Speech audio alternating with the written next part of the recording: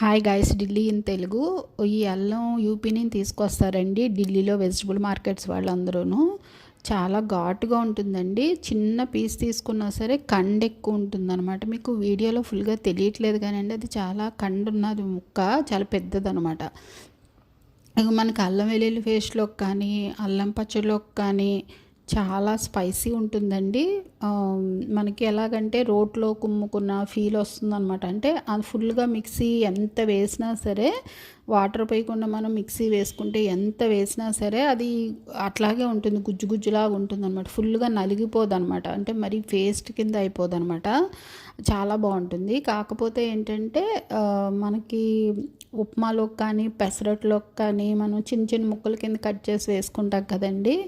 అదైతే అసలు నవ్వులుతుంటే పీచు వస్తుంది. పీచు వచ్చినా కూడా పర్వాలేదు, కానీ అసలు చిన్న చిరు చేదులాగా అనిపిస్తుంది. ప్లస్ దానికి తోడు గట్టిగా ఉంటుందండి. అంటే మనం ఎంత నవ్వినా కానీ ఇంకా అట్లాగే ఉంటుందన్నమాట. వాటిల్లోకి అయితే బాగోదు కానండి.